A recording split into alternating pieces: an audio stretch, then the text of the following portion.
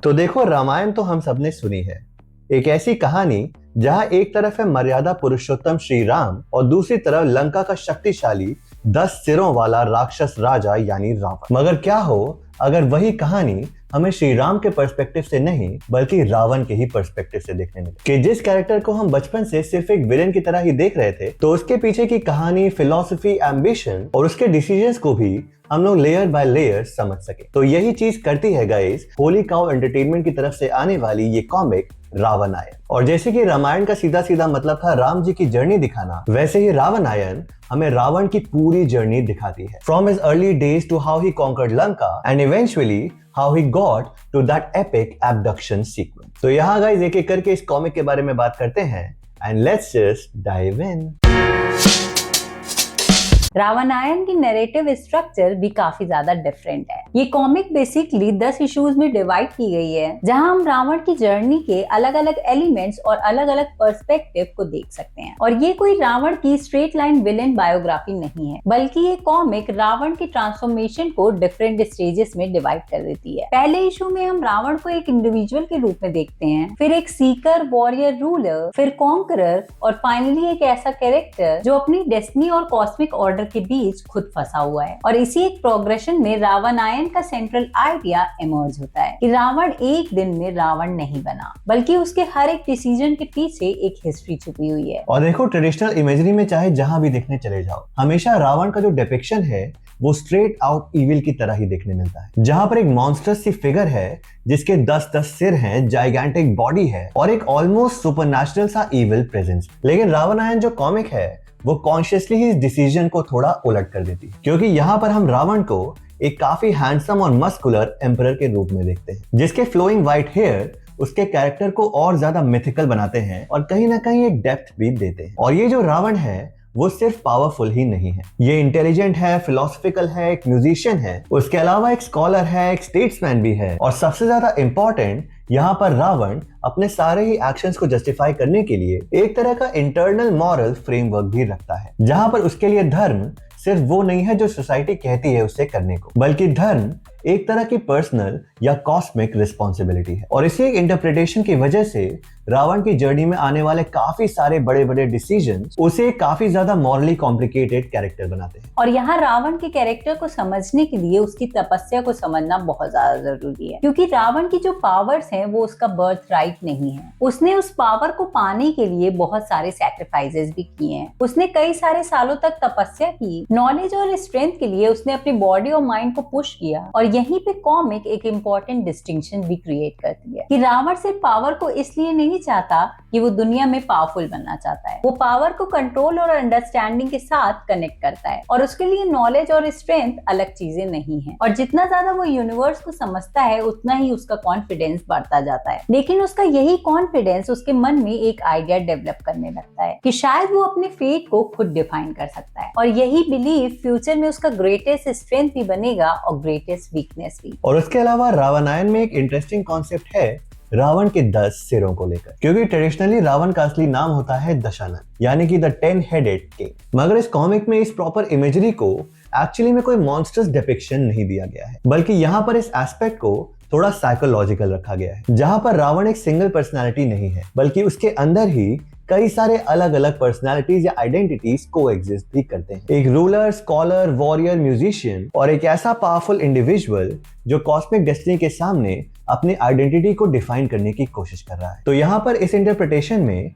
उसके जो 10 सिर हैं सिर्फ फिजिकल इमेजरी नहीं है, वो रावण के अंदर ही मल्टीपल सेल्स होने का एक मेटाफोर बन जाती है। और यही रीजन है कि रावण का जो कैरेक्टर है वो सिर्फ एक ब्लैक एंड व्हाइट विलेन नहीं है, बल्कि यहाँ पर वो एक तरह की मल्टी लेयर्ड पर्सनालिटी में ट्रांसफॉर्म हो जाता है। अब आ जाते हैं रावणायण के सबसे इम्पोर्टेंट एस्पेक्ट्स में से एक पर, यानी कि लंका। क्योंकि अगर रावण को समझना है तो उसके एम्पायर को समझना बहुत ज्यादा जरूरी है। तो ट्रेडिशनली लंका को रावण के किंगडम के रूप में ही दिखाया गया है, लेकिन रावणायण उस किंगडम को एक लिविंग सिविलाइजेशन के रूप में दिखाती है। और यहाँ लंका एक गोल्डन पैलेस ही नहीं है, बल्कि एक सोफिस्टिकेटेड सोसाइटी भी है। यहाँ आर्किटेक्चर एडवांस है, साइंस और टेक्नोलॉजी को इम्पोर्टेंस भी दी जाती है, यहाँ के आर्ट्स फ्लरिश करते हैं और यहाँ की पॉपुलेशन प्रॉस्पेरस है। और यहाँ रावण सिर्फ थ्रोन पे बैठने वाला एक किंग नहीं है, वो अपने किंगडम की एंटायर आइडेंटिटी को शेप करने वाला रूलर है। और यहाँ पे एक अनकंफर्टेबल क्वेश्चन भी इमर्ज हो जाता है कि अगर एक रूलर का किंगडम प्रॉस्पेरस है, उसकी सारी जनता उससे खुश है, तो क्या उस रूलर को सिंपली इविल कहा जा सकता है? और यही एक चीज रावणायन का एक मॉरल एक्सपेरिमेंट है, क्योंकि कॉमिक हमें रावण को डिफेंड करने के लिए फोर्स नहीं कर रही, वो हमें बस उसे अंडरस्टैंड करने के लिए फोर्स करती है। और जैसा कि हमने बताया गाइस कि यहाँ पर लंका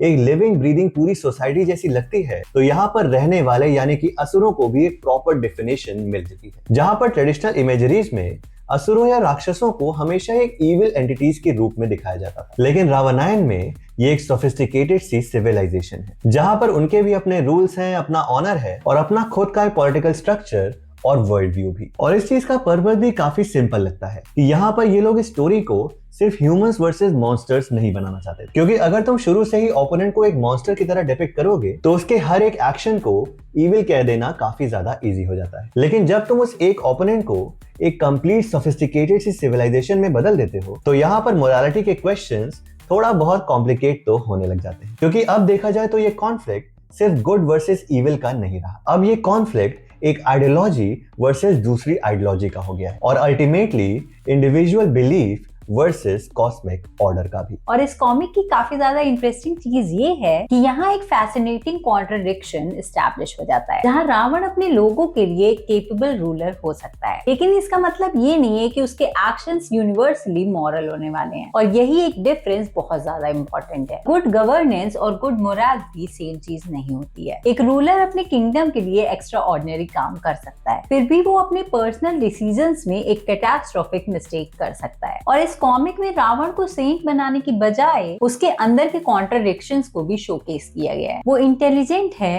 पर एरोगेंट भी, वो डिवोटेड है पर एम्बिशियस भी, और वो प्रोटेक्टिव है और पॉजिटिव भी। और शायद यही एक चीज है जो रावण को और ज्यादा इंटरेस्टिंग बना देती है। और फिर इस कॉमिक में जब धीरे धीरे रावण की जो एम्बिशन है वो लंका से हटकर कॉस्मिक लेवल पर जाना शुरू करती है, तब वहां पर वो सिर्फ एक रूलर या सिर्फ एक किंग नहीं रहता, क्योंकि तब उसका जो मेजर कॉन्फ्लिक्ट है वो डायरेक्टली गॉड्स और मेजर कॉस्मिक स्केल पर पहुंच जाता है। लेकिन इंटरेस्टिंग चीज ये है कि ये जो पूरी कॉस्मिक जर्नी है वो रावण को सिर्फ और ज्यादा स्ट्रॉन्ग नहीं बना रही, क्योंकि धीरे धीरे ये चीज उसे इंक्रीजिंगली आइसोलेटेड भी कर रही है। क्योंकि जैसे जैसे वो गॉड से फाइट करता है, कॉस्मिक स्केल पर आगे बढ़ता है, उसका जो पावर स्ट्रक्चर है वो तो बढ़ता है, लेकिन उतना ही डिफिकल्ट होने लगता है उसके लिए खुद की लिमिटेशंस को एक्सेप्ट कर पाना। और असल में एक एम्परर के लिए सबसे डेंजरस एनिमी कोई एक्सटर्नल आर्मी नहीं होती, बल्कि कभी कभी वो खुद का ईगो होता है, यानी कि अहंकार। तो यहाँ पर ये मेंशन करना जरूरी है कि इस कॉमिक में जो रावण का अहंकार है वो भी एक सेंट्रल कॉन्सेप्ट है, मगर डिफरेंस ये है कि यहाँ पर अहंकार को भी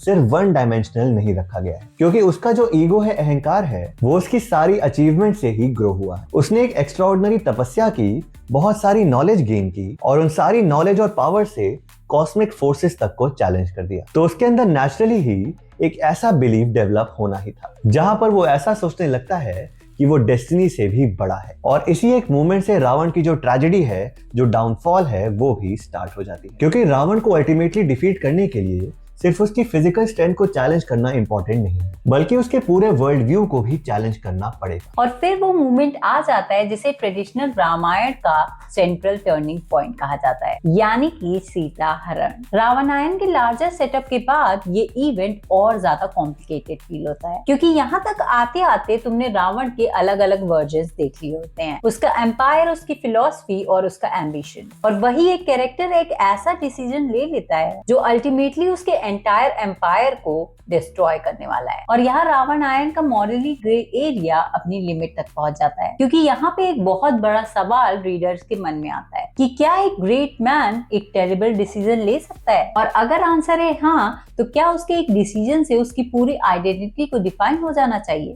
और फाइनली गाइस, ये स्टोरी उस पॉइंट पर पहुंच जाती है जहां पर श्री राम और रावण का अल्टीमेट कन्फ्रंटेशन इनएविटेबल हो जाता है। और इस कॉमिक में इस पूरे पर्सपेक्टिव को सिर्फ गुड वर्सेस इविल की ही डेफिनेशन नहीं मिली, बल्कि ये एक्चुअली में दो अलग वर्ल्ड व्यूज का कोलिजन है, जहां पर श्री राम धर्म, ऑर्डर और मर्यादा को रिप्रेजेंट करते हैं, वहीं पर रावण नॉलेज, एम्बिशन और बहुत सारे अहंकार को। और इसी वजह से ये जो बैटल है वो सिर्फ लंका के बैटल फील्ड पर ही नहीं होती, बल्कि अल्टीमेटली रावण के माइंड में भी होने लगती, जहां पर इवेंचुअली अपनी डिफीट के साथ वो एक अनकंफर्टेबल सा ट्रुथ भी फेस करता है कि शायद जो उसकी इंटरप्रिटेशन थी धर्म को लेकर वो गलत नहीं थी पर इनकम्प्लीट थी। और इसी पॉइंट पर रावणायण का जो फिलोसॉफिकल एंगल है वो सबसे ज्यादा इंटरेस्टिंग हो जाता है, क्योंकि यहाँ पर रावण फाइनली अपने अहंकार को पीछे छोड़कर कॉस्मिक साइकिल को और डेस्टिनी को एक अलग पर्सपेक्टिव से देखने लगता है, और उसे ये भी रियलाइज होता है कि जो इसका डिफीट है वो भी कॉस्मिक ऑर्डर से ही हुआ है। और यहाँ पर फाइनली रावण अपनी कॉस्मिक डेस्टिनी को एक्सेप्ट भी करता है, और शायद यही एक चीज है